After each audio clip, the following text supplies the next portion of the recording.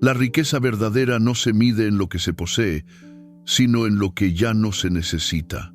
Esta verdad atraviesa los siglos como una flecha silenciosa lanzada desde los jardines de Atenas y los pórticos de Roma, perforando las ilusiones que la humanidad ha construido alrededor del dinero. Hay una historia, poco conocida pero profundamente transformadora, sobre dos hermanos que vivieron en tiempos del emperador Adriano, cuyas vidas tomaron caminos opuestos ante la misma herencia y el mismo conjunto de circunstancias. Uno murió rodeado de oro, pero vacío de paz. El otro murió con poco más que una túnica gastada, pero rico en algo que ninguna moneda puede comprar. Al final de este relato se revelará la única pregunta que separa la esclavitud financiera de la libertad auténtica y por qué esa pregunta tiene el poder de transformar no solo cómo se maneja el dinero, sino cómo se experimenta cada momento de la existencia. Comenta a Abundancia si estás listo para esta transformación. Quédate hasta el final. La última revelación cambiará tu vida financiera para siempre. Si te está gustando este video, quiero contarte algo.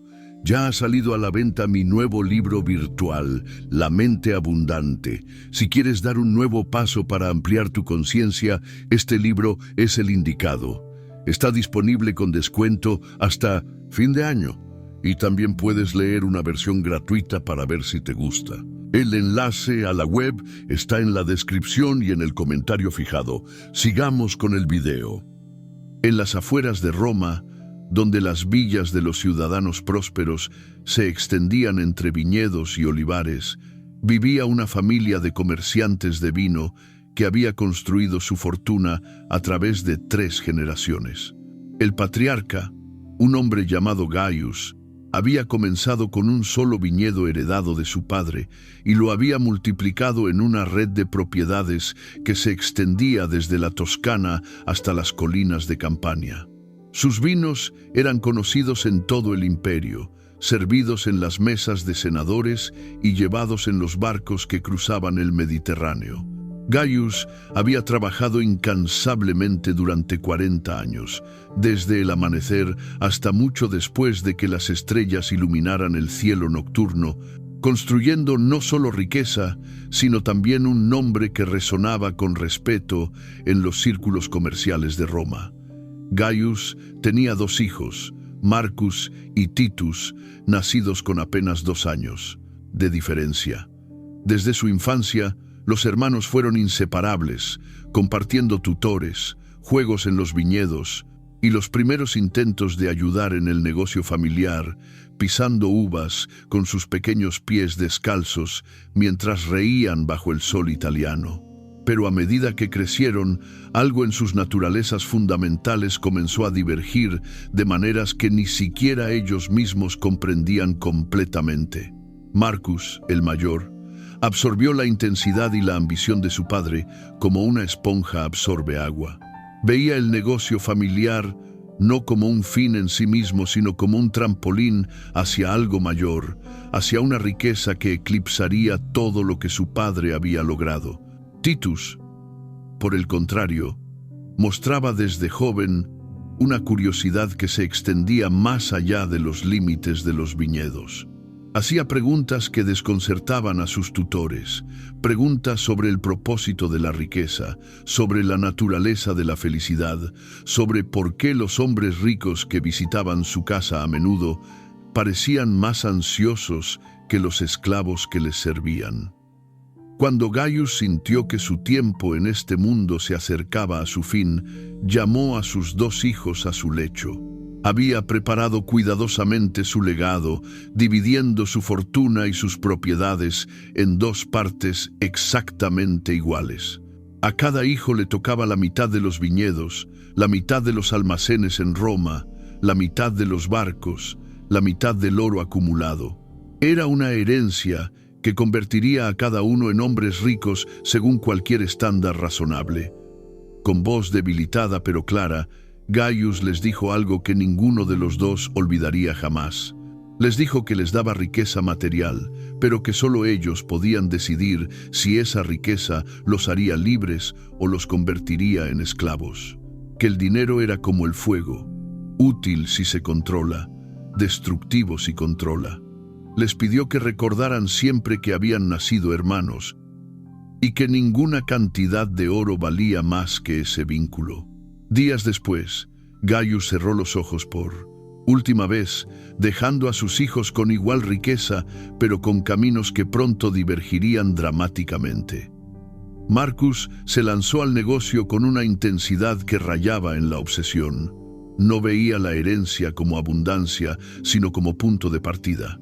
En su mente, duplicar la fortuna que su padre había construido era solo el primer paso. Quería triplicarla, cuadruplicarla, construir un imperio comercial que hiciera que el nombre de su familia resonara en todos los rincones del mundo conocido. Se despertaba antes del alba, revisaba cada cuenta, negociaba cada contrato, con una meticulosidad que no dejaba espacio para el error o la generosidad. Expandió agresivamente, comprando viñedos de vecinos que enfrentaban dificultades, siempre pagando lo mínimo posible, siempre buscando la ventaja. Contrató agentes en África del Norte y en Hispania, abriendo nuevos mercados, arriesgando grandes sumas en cargamentos que navegaban mares peligrosos. Muchas de estas apuestas resultaron exitosas y su fortuna creció de manera impresionante durante los primeros años después de la muerte de su padre. Pero algo comenzó a cambiar en Marcus, que aquellos cercanos a él notaron con creciente preocupación. Su esposa comentaba que rara vez lo veía sonreír, que incluso cuando estaba físicamente presente en casa, su mente estaba claramente en los almacenes, en los barcos, en las próximas negociaciones. Sus hijos crecían prácticamente sin conocer a su padre, quien estaba demasiado ocupado construyendo un imperio para construir relaciones. Marcus comenzó a tener dificultades para dormir, su mente girando incesantemente sobre números, sobre competidores, sobre posibles desastres que podrían destruir todo lo que había construido. Desarrolló una úlcera que los médicos atribuían al estrés constante. Sus amigos notaron que cada conversación con él inevitablemente giraba hacia los negocios, hacia las oportunidades, hacia la siguiente adquisición. Ya no podía simplemente disfrutar de una comida o un paseo sin que su mente estuviera calculando costos, evaluando inversiones potenciales, preocupándose por lo que sus competidores podrían estar haciendo mientras él perdía tiempo en frivolidades. Lo más paradójico era que a medida que su riqueza crecía, su sensación de seguridad disminuía. Cada nueva adquisición traía nuevas preocupaciones. Más propiedades significaban más que mantener, más que proteger, más que podría perderse. Más barcos significaban más exposición a tormentas y piratas. Más contratos significaban más relaciones que gestionar, más posibilidades de ser engañado o traicionado. Marcus se encontró en la extraña posición de ser objetivamente más rico cada año, pero sintiéndose subjetivamente más vulnerable y ansioso. Comenzó a desconfiar de todos, viendo motivaciones ocultas en cada interacción, sospechando que otros buscaban aprovecharse de él o robarle lo que había construido. Esta paranoia lo aisló progresivamente, alejando incluso a aquellos que genuinamente se preocupaban por él. Titus, mientras tanto, tomó un camino radicalmente diferente con su herencia. Inicialmente, intentó seguir los pasos de su padre, gestionando su mitad del negocio con diligencia, pero algo en él resistía la intensidad que veía en su hermano. Las largas horas en los almacenes, las negociaciones interminables, la preocupación constante por márgenes y competidores, todo esto le parecía vacío de alguna manera, como si estuviera invirtiendo su vida en algo que no respondía a las preguntas más profundas que lo inquietaban desde su juventud. Un día, mientras caminaba por el Foro Romano, después de una reunión particularmente frustrante con un cliente difícil, Titus escuchó a un hombre mayor hablando con un pequeño grupo reunido bajo un pórtico. El hombre hablaba con una calma y claridad que contrastaba dramáticamente con el bullicio frenético del mercado circundante.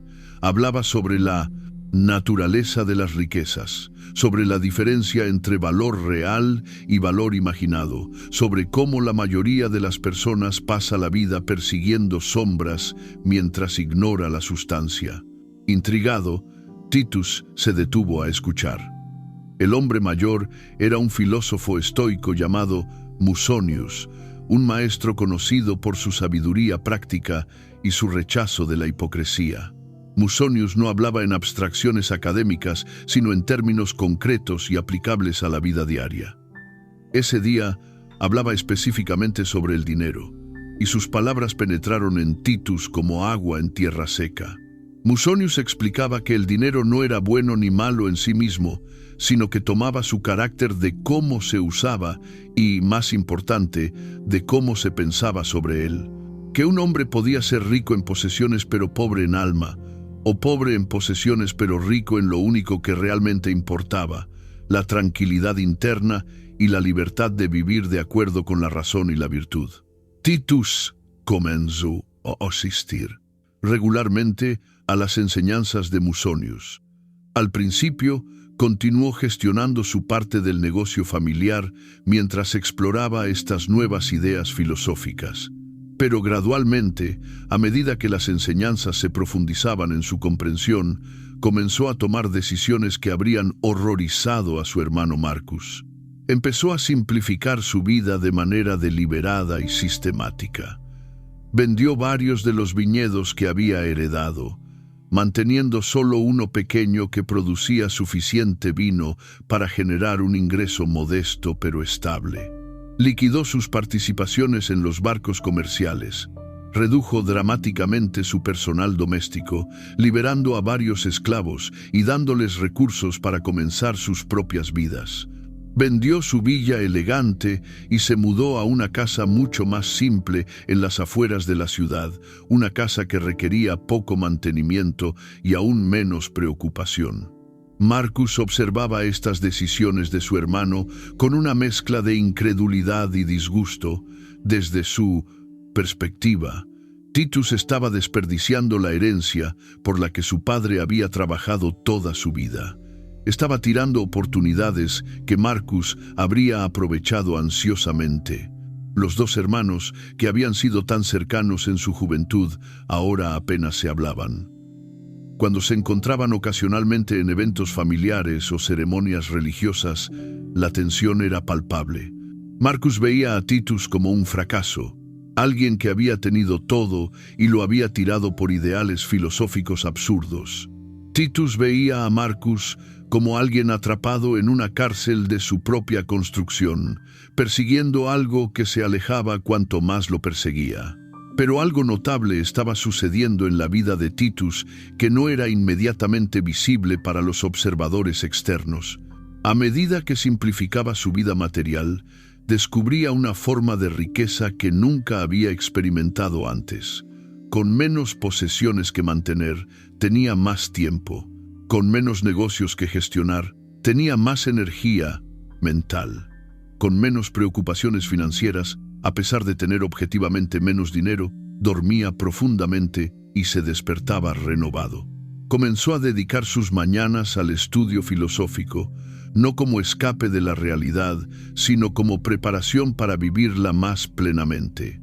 Sus tardes las pasaba en el pequeño viñedo, no supervisando esclavos, sino trabajando él mismo la tierra, encontrando en el trabajo físico simple una satisfacción que ninguna negociación comercial le había proporcionado jamás. Titus también comenzó a notar algo que las enseñanzas de Musonius habían predicho, pero que necesitaba experimentar personalmente para creer completamente. Con menos dinero, pero una relación transformada con ese dinero, se sentía más libre y seguro que cuando había sido objetivamente más rico. Esto parecía paradójico en la superficie, pero la lógica era clara una vez que se comprendía. Cuando se tiene mucho y se teme perderlo, se vive en ansiedad constante. Cuando se tiene suficiente y no se teme la pérdida, porque se sabe que se puede vivir bien con incluso menos, esa ansiedad desaparece. Titus había probado esto mediante la práctica estoica de la privación voluntaria, pasando periodos donde vivía con lo absolutamente mínimo, descubriendo en el proceso que lo que temía como catastrófico era en realidad perfectamente manejable. Esta libertad de la ansiedad financiera se manifestaba en todas las áreas de su vida. En sus relaciones, ya no estaba constantemente evaluando a las personas en términos de utilidad comercial. Podía formar amistades genuinas basadas en carácter mutuo en lugar de ventaja mutua. Su matrimonio, que había comenzado de manera convencional como una alianza entre familias comerciales, se transformó en algo mucho más profundo a medida que él se volvía más presente y menos distraído por preocupaciones comerciales. Sus hijos crecían con un padre que los conocía, que caminaba con ellos, que respondía a sus preguntas con atención completa en lugar de distraída. Titus también descubrió que su reducida riqueza material no lo hacía menos capaz de contribuir al bien común. De hecho, lo hacía más efectivo en muchas formas. Con su tiempo liberado y su mente clara, comenzó a enseñar principios estoicos a otros que luchaban con ansiedad financiera o ambición descontrolada.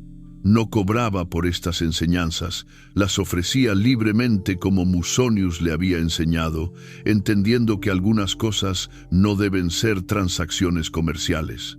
Ayudaba a vecinos en dificultades, no con grandes sumas de dinero que ya no tenía en abundancia, sino con trabajo directo, con consejo sabio, con presencia tranquilizadora durante crisis. Mientras tanto, la vida de Marcus continuaba su trayectoria de expansión material y contracción espiritual. Su fortuna seguía creciendo. Había multiplicado su herencia original varias veces. Poseía más viñedos que cualquier otro productor de vino en la región. Sus barcos dominaban ciertas rutas comerciales. Su nombre era conocido no solo en Roma, sino en provincias distantes. Según todas las métricas externas, era un éxito tremendo. Pero internamente, estaba consumiéndose. La úlcera se había vuelto crónica. Su insomnio era tan severo que dependía de pociones de los médicos para dormir, y aún así, su sueño era agitado, lleno de pesadillas sobre desastres financieros. Había desarrollado una obsesión con la seguridad, contratando guardias para proteger sus propiedades, empleando espías para vigilar a competidores, verificando y reverificando las cuentas porque no confiaba en nadie. Lo más trágico era que Marcus ya no podía disfrutar de ninguno de los placeres que su riqueza podría haber proporcionado. Cuando asistía a banquetes elaborados, no saboreaba la comida, estaba pensando en el costo o en las conexiones comerciales que podría hacer con otros invitados. Cuando visitaba el teatro, no se perdía en la historia. Estaba calculando mentalmente los números de su último cargamento. Incluso cuando intentaba tomar vacaciones, llevaba su ansiedad con él como equipaje invisible pero pesado. Su riqueza se había convertido en una carga más que en una bendición, pero estaba tan profundamente identificado con ella, tan convencido de que su valor como persona dependía de su patrimonio, que no podía imaginar soltar ni siquiera un poco. Pasaron los años y las diferencias entre los hermanos se profundizaron. Un evento particular cristalizó estas diferencias de manera dramática. Una sequía severa golpeó la región durante 2 temporadas consecutivas. Los viñedos sufrieron, las cosechas fueron mínimas. Para Marcus, esto fue una catástrofe. Había tomado grandes préstamos para expandirse aún más, apostando a cosechas abundantes futuras para pagar esas deudas. La sequía amenazaba todo su imperio cuidadosamente construido. Se hundió en una depresión profunda, convencido de que la ruina era inminente. viendo cada día sin lluvia como confirmación de que el destino lo había traicionado. Titus, con su único viñedo pequeño, también experimentó pérdidas por la sequía, pero su respuesta fue radicalmente diferente. Había construido su vida de tal manera que una mala cosecha, aunque inconveniente, no era catastrófica. Vivía con suficiente simplicidad que sus necesidades eran modestas. Había ahorrado durante los años buenos, no para acumular, sino para tener un colchón exactamente para momentos como este. Más importante, no había basado su identidad o su paz mental en el éxito de su viñedo. Cuando la cosecha falló, sintió decepción, pero no devastación. Ajustó sus gastos, hizo trabajo adicional con sus propias manos para reducir costos y esperó con paciencia que las lluvias eventualmente regresaran, como siempre lo hacían. Durante esta crisis, Titus intentó acercarse a su hermano para ofrecer ayuda, no financiera, porque no tenía recursos significativos de sobra, sino filosófica y emocional. Intentó compartir con Marcus las enseñanzas que habían transformado su propia relación con las vicisitudes de la fortuna, pero Marcus lo rechazó con amargura. Desde su perspectiva, Titus no tenía nada que perder porque ya había tirado su herencia voluntariamente. Era fácil para alguien que había elegido la pobreza relativa ser filosófico sobre pérdidas financieras. Marcus estaba luchando por salvar un imperio real, con responsabilidades reales hacia empleados y acreedores. No tenía tiempo para filosofías abstractas. La sequía eventualmente terminó. Las lluvias regresaron y con ellas las cosechas. Marcus logró sobrevivir la crisis, aunque tuvo que vender algunas propiedades y reestructurar sus deudas de maneras que fueron dolorosas y humillantes para él. Pero en lugar de aprender de la experiencia, en lugar de reconsiderar su enfoque, se duplicó en su camino anterior. Trabajó aún más duro para reconstruir lo que había perdido, decidido a que nunca más sería vulnerable de esa manera. Expandió aún más agresivamente, tomó aún más riesgos, trabajó aún más horas. La lección que extrajo de la crisis no fue que necesitaba una relación diferente con la riqueza, sino que necesitaba más riqueza para estar seguro. Titus observaba esto con profunda tristeza. Veía a su hermano, a quien había amado desde la infancia, destruyéndose en la persecución de algo que nunca traería lo que buscaba. Porque lo que Marcus realmente buscaba, aunque nunca lo habría articulado en estos términos, no era dinero sino seguridad, paz, respeto, un sentido de valor, todas estas cosas que creía que el dinero le daría. Pero como Musonius había enseñado y como Titus había descubierto por experiencia, estas cosas no pueden ser compradas. La seguridad real viene de saber que se puede vivir bien con poco. La paz viene de no estar atado a resultados fuera del control personal. El respeto que importa viene del carácter, no de la cuenta bancaria. Y el sentido de valor debe ser interno, no dependiente de factores externos que fluctúan constantemente. Hubo un momento, años después de la sequía, que encapsuló toda la diferencia entre los dos hermanos. Era un festival religioso, una de las pocas ocasiones donde la familia extendida aún se reunía. Marcus llegó en una litera elaborada, llevado por esclavos, vestido con una toga de la calidad más fina, luciendo anillos de oro en cada dedo. Lucía, objetivamente, como un hombre de tremendo éxito. Pero aquellos que lo miraban de cerca notaban las líneas profundas de tensión en su rostro, la forma en que sus ojos se movían nerviosamente, incluso en medio de la celebración, la manera en que apenas probaba la comida espléndida que se servía. Titus llegó a pie, vestido simplemente pero dignamente, sin joyas ni ostentación. Pero había algo en su rostro, una tranquilidad, una presencia, una forma de estar completamente presente en el momento, que atraía a las personas hacia él. Durante la celebración, un joven primo se acercó a cada hermano por separado, buscando consejo. Estaba a punto de recibir su propia herencia y no estaba seguro de qué hacer con ella. Le preguntó a Marcus, esperando consejos de alguien tan obviamente exitoso. Marcus, después de evaluar rápidamente si el primo podría ser útil en sus negocios, le dio un torrente de consejos sobre inversiones, sobre cómo duplicar y triplicar su dinero, sobre la importancia de expandirse agresivamente mientras se es joven. Pero incluso mientras hablaba, Marcus estaba distraído. Sus ojos vagaban hacia otros invitados, su mente claramente en sus propios asuntos. El joven luego se acercó a Titus, casi tímidamente, no seguro de si alguien que había abandonado la mayor parte de su herencia tendría algo útil que decir sobre gestionar una. Pero Titus lo escuchó con atención completa, haciendo preguntas sobre los valores del joven, sobre qué tipo de vida quería vivir, sobre qué creía que era realmente importante. Luego compartió no consejos de inversión, sino algo más fundamental. Le habló sobre la diferencia entre tener riqueza y ser poseído por ella, sobre cómo el dinero podía ser una herramienta maravillosa o una carga terrible, dependiendo de la relación que se cultivara con él.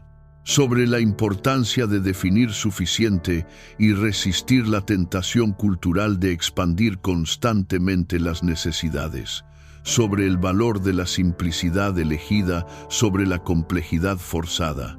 El joven se fue de esas dos conversaciones con dos visiones radicalmente diferentes de qué hacer con su herencia. Una visión prometía riqueza material máxima. La otra prometía algo diferente, más difícil de nombrar, pero que resonaba profundamente con algo en él. ¿Qué camino eligió? Finalmente, no es el punto de esta historia. El punto es que tenía una elección, como todos tienen una elección, en cómo relacionarse con él, dinero que viene a sus manos. Los años continuaron su marcha inexorable. Marcus, ahora en su edad media, había logrado la cúspide del éxito comercial. Era uno de los hombres más ricos de la región, conocido en todo el imperio. Pero su salud estaba quebrada por décadas de estrés. Sus relaciones eran superficiales en el mejor de los casos, transaccionales en el peor. Sus hijos lo respetaban por su éxito, pero no lo conocían como persona, y él no los conocía a ellos. Había pasado tan poco tiempo con ellos, había estado tan absorto en construir su imperio, que eran prácticamente extraños unidos solo por sangre y nombre. Su esposa había aprendido hace mucho a no esperar compañía o conexión real de él. Vivían en la misma villa elaborada, pero en mundos emocionales completamente separados. Lo más trágico era que Marcus, en sus momentos de rara reflexión honesta, sabía que algo fundamental estaba mal. Había logrado todo lo que se había propuesto en términos externos, pero había una pregunta que lo perseguía en las noches de insomnio. ¿Para qué era todo esto? Había sacrificado salud, relaciones, paz mental, todos los años de su única vida en la construcción de un imperio comercial que eventualmente sería dispersado o consumido por impuestos o heredado por hijos que apenas conocía. Había pasado décadas persiguiendo seguridad y se sentía más inseguro que nunca. Había acumulado todo lo que la cultura le había dicho que acumulara y se sentía vacío. Titus, en contraste, había envejecido con gracia. Su vida simple no significaba que fuera fácil o sin desafíos. Había experimentado pérdidas, decepciones, dificultades físicas como todos, pero había desarrollado herramientas internas para navegar estas dificultades sin ser destruido por ellas. Había construido una vida rica en significado, si no en posesiones. Sus días estaban llenos de trabajo que importaba, relaciones que nutrían, prácticas que cultivaban sabiduría.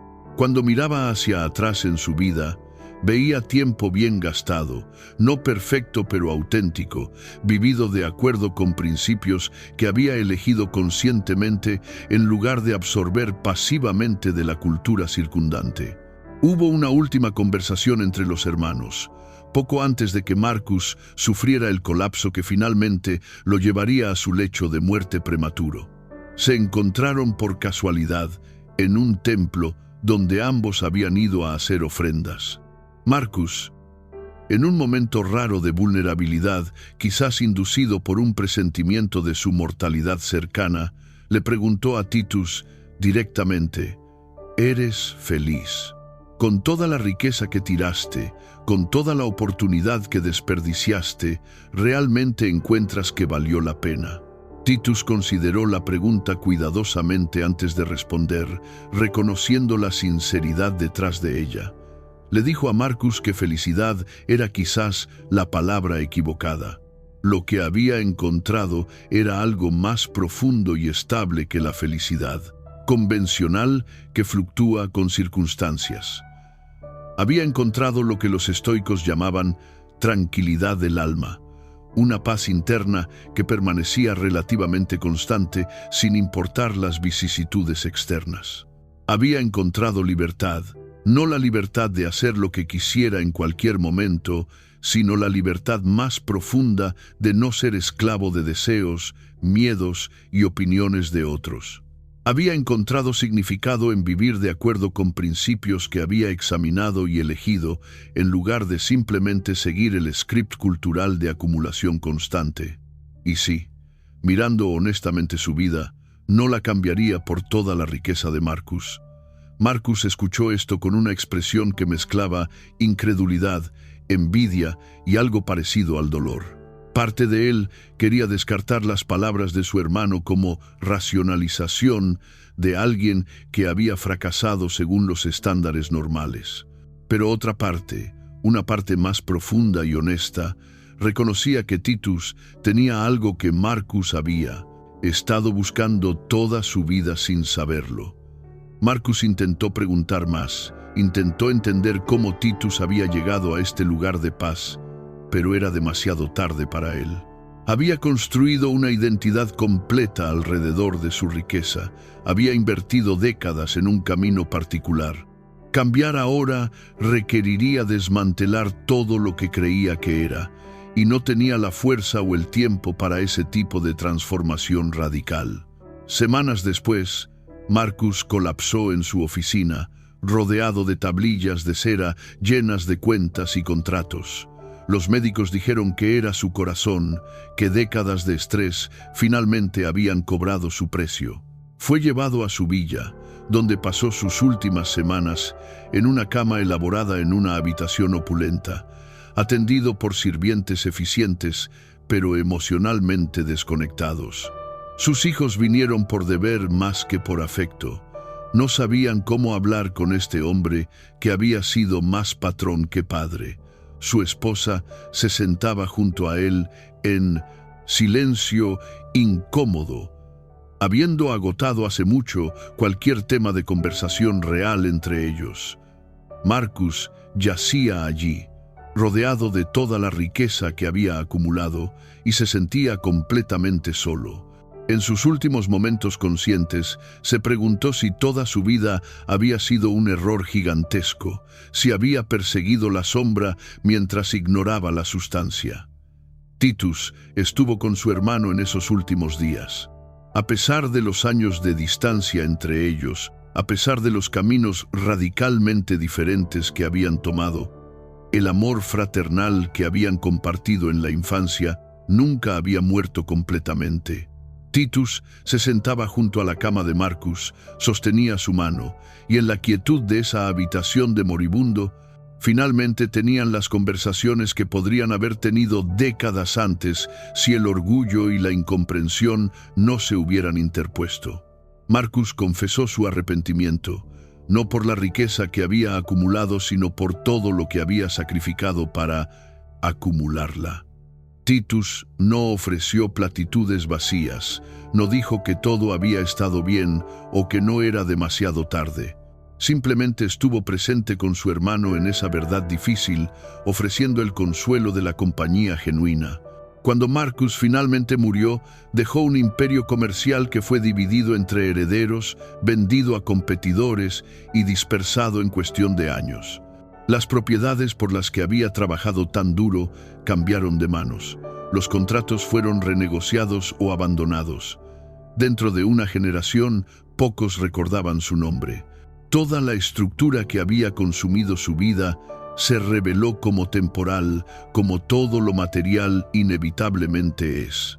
Lo que quedó en la memoria de aquellos que lo habían conocido no era su riqueza, sino la tristeza de una vida vivida en persecución, de algo que siempre se alejaba, una vida que nunca encontró paz. Titus vivió varios años más después de la muerte de su hermano. Continuó su vida simple, enseñando filosofía estoica a cualquiera que quisiera aprender, trabajando su pequeño viñedo, disfrutando de sus nietos de maneras que Marcus nunca había disfrutado de sus hijos. Cuando finalmente su tiempo llegó, murió rodeado no de riqueza material, sino de personas que genuinamente lo amaban y a quienes él genuinamente amaba. Murió con pocas posesiones, pero con el conocimiento de que había vivido bien, de acuerdo con principios que podía defender, habiendo cultivado lo único que realmente poseía: su carácter, su sabiduría, su capacidad de mantener tranquilidad interna sin importar las circunstancias externas. La historia de estos dos hermanos no es única en los anales de la historia humana. Se repite una y otra vez, en cada generación, en cada cultura. Los nombres y los detalles cambian, pero el patrón fundamental permanece. Algunas personas dedican sus vidas a acumular riqueza externa a expensas de la riqueza interna. Otras descubren que la verdadera prosperidad comienza con una transformación de cómo se piensa sobre y se relaciona con el dinero. La pregunta que la historia plantea es simple en su formulación, pero profunda en sus implicaciones. ¿Qué tipo de vida se está construyendo con el tiempo y la energía disponibles? En el mundo moderno, esta pregunta es más relevante que nunca. La cultura contemporánea es extraordinariamente efectiva en promover la idea de que más siempre es mejor, de que el éxito se mide en términos materiales, de que la felicidad se puede comprar si solo se tiene suficiente dinero.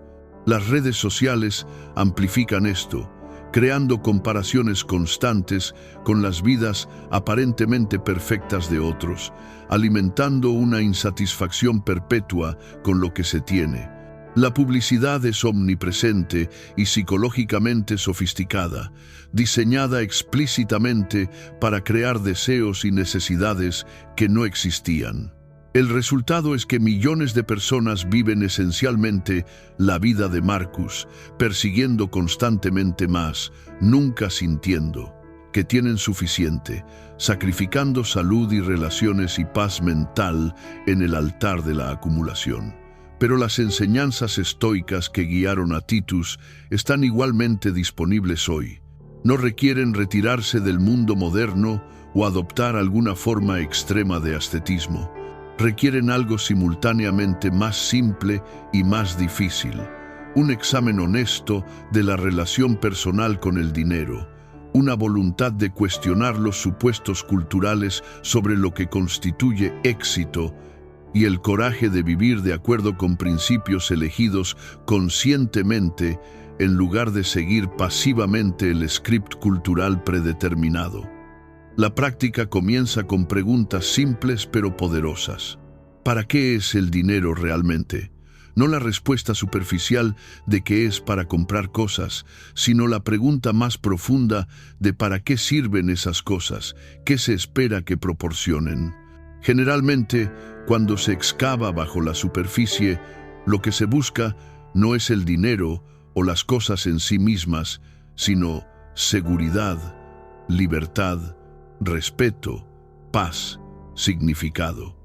El insight estoico es que estas cosas que realmente se buscan no pueden ser compradas, deben ser cultivadas internamente. El dinero puede ayudar en algunos aspectos prácticos, pero es un error fundamental pensar que la acumulación de dinero automáticamente traerá estas cualidades más profundas. Otra pregunta estoica fundamental: ¿cuánto es suficiente? Esta pregunta es revolucionaria porque la cultura moderna opera bajo el supuesto de que nunca hay suficiente, que siempre se debe buscar más. Pero los estoicos reconocían que sin un punto de suficiencia definido, la persecución de dinero se convierte en una tarea de Sísifo, empujando una roca cuesta arriba eternamente sin nunca alcanzar la cima. Definir suficiente requiere claridad sobre valores y prioridades. Requiere resistir la presión social de expandir constantemente el estilo de vida. Pero proporciona algo invaluable, un punto donde se puede decir esto es suficiente y redirigir energía hacia otras dimensiones de una vida bien vivida. Los estoicos también practicaban lo que llamaban la vista desde arriba, imaginar la propia vida desde una gran distancia o altura. Desde esta perspectiva, las preocupaciones financieras que parecen enormes y urgentes aparecen en su verdadera proporción. Una persona preocupada por pagar una hipoteca o por una inversión que bajó de valor, vista desde arriba, es una entre miles de millones enfrentando desafíos similares o mayores. Esto no invalida las preocupaciones, pero las contextualiza, previene la tendencia de dramatizarlas como catástrofes cósmicas. Esta perspectiva, cultivada deliberadamente, crea espacio emocional para responder con sabiduría en lugar de reaccionar con pánico. La práctica de la dicotomía del control, central al estoicismo, es particularmente poderosa aplicada a finanzas. La economía, los mercados, las decisiones de empleadores o clientes, todos están fundamentalmente fuera del control personal. Preocuparse obsesivamente por estos factores es energía malgastada. Lo que sí está bajo control es el esfuerzo aplicado, las habilidades desarrolladas, la disciplina financiera mantenida, la respuesta emocional a eventos financieros, la interpretación de las circunstancias. Enfocar toda la energía en estos factores controlables produce resultados mucho mejores que dispersar energía preocupándose por lo incontrolable. La historia de Marcus y Titus revela algo más profundo que solo consejos financieros. Revela dos formas fundamentalmente diferentes de experimentar la existencia. Marcus vivió en lo que podría llamarse modo de escasez perpetua. Sin importar cuánto tuviera, su mente siempre estaba enfocada en lo que faltaba, en lo que podría perderse, en lo que otros tenían y él no. Este modo es agotador y nunca satisfactorio, porque siempre hay más que podría tenerse, siempre hay riesgo de pérdida, siempre hay alguien con más. Titus, a través de la práctica filosófica, aprendió a vivir en lo que podría llamarse modo de suficiencia y gratitud. No negaba que más dinero podría ser útil en ciertas formas, pero no basaba su paz o sentido de valor en tener más. Esta diferencia en modo operativo creó vidas completamente diferentes. También está la cuestión del legado. Marcus trabajó obsesivamente en parte porque creía que estaba construyendo algo que duraría más allá de él, un imperio que llevaría su nombre a través de generaciones. Pero como la historia reveló, ese tipo de legado material es frágil y temporal. Titus, con mucha menos riqueza material, dejó un tipo diferente de legado. Las enseñanzas que compartió, el ejemplo de cómo vivir que proporcionó, las relaciones genuinas que cultivó, la sabiduría que transmitió. Este tipo de legado, aunque menos tangible, es más duradero porque vive en las mentes y corazones de aquellos que tocó. Hay una paradoja final en esta historia que merece contemplación. Marcus, persiguiendo seguridad, a través de la acumulación, se volvió progresivamente más inseguro. Titus, soltando la mayoría de su riqueza, se volvió más seguro. Marcus, trabajando incansablemente para ser libre de preocupaciones financieras, se volvió más esclavizado por ellas. Titus, aceptando cierta vulnerabilidad financiera, se volvió más libre. Estas paradojas no son accidentales, sino que revelan algo fundamental sobre cómo funciona la psicología humana en relación al dinero. La seguridad y la libertad reales no vienen de circunstancias externas, sino de estados internos cultivados deliberadamente. Al final, la lección de esta historia no es que todos deban vender sus posesiones y vivir en pobreza voluntaria como Titus. Ese sería solo otro tipo de dogmatismo. La lección es más sutil, que la relación con el dinero es una elección, que esa relación determina en gran medida la calidad de la experiencia de vida y que vale la pena examinar esa relación honestamente en lugar de aceptar pasivamente los valores culturales predeterminados sobre la riqueza y el éxito.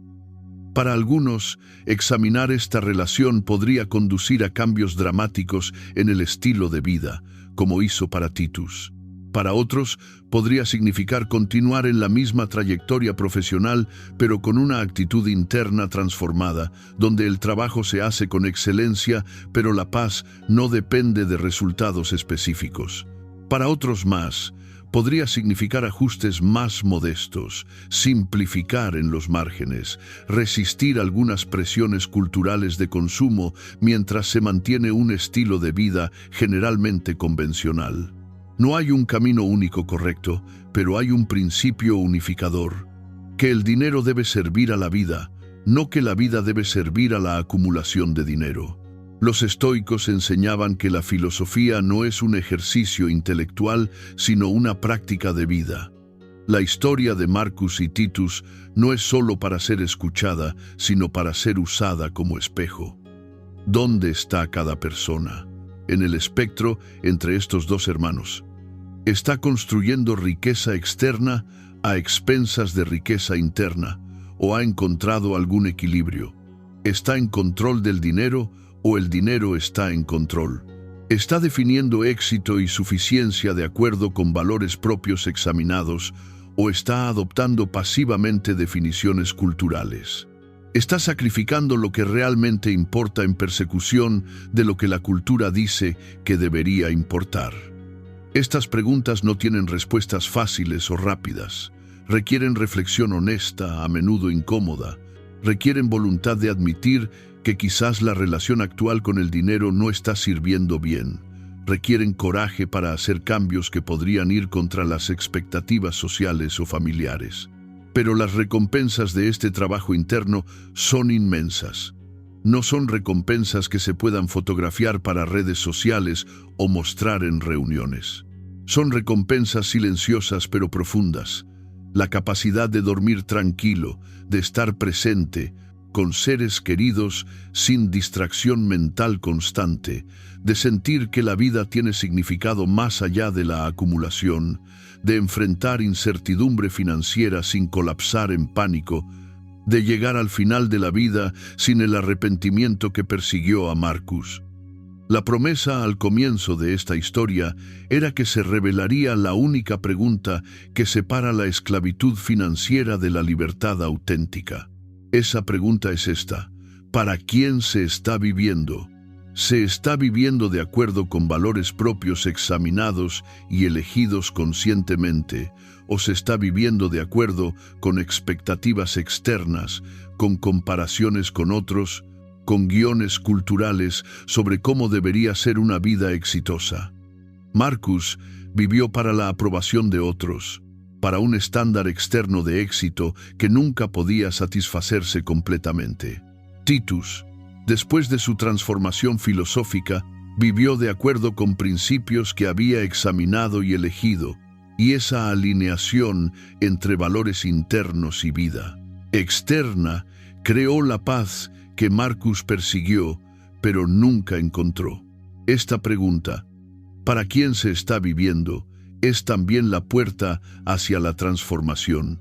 Porque una vez que se ve claramente que se ha estado viviendo de acuerdo con valores que no son realmente propios, que se ha estado persiguiendo objetivos que otros definieron, esa claridad crea la posibilidad de elegir diferente. No requiere cambios dramáticos instantáneos, pero inicia un proceso de realineación gradual donde las decisiones se vuelven más conscientes, donde se desarrolla más coraje para honrar valores propios, incluso cuando divergen de normas sociales. La historia de estos dos hermanos, separados por decisiones fundamentales sobre cómo relacionarse con una herencia compartida, es finalmente una historia sobre libertad. No la libertad de hacer lo que se quiera en cualquier momento, sino la libertad más profunda de no ser esclavo de deseos, miedos y opiniones. Marcus, con toda su riqueza, era profundamente no libre. Estaba atado a sus posesiones, a su reputación, a su necesidad de más. Titus, con su vida simple, había cultivado una libertad que ninguna cantidad de dinero podía comprar. La ironía final es que Marcus habría dado toda su fortuna por un día de la paz que Titus experimentaba regularmente, pero no sabía cómo comprar lo que no tiene precio. Solo puede ser cultivado a través de práctica filosófica dedicada y transformación interna.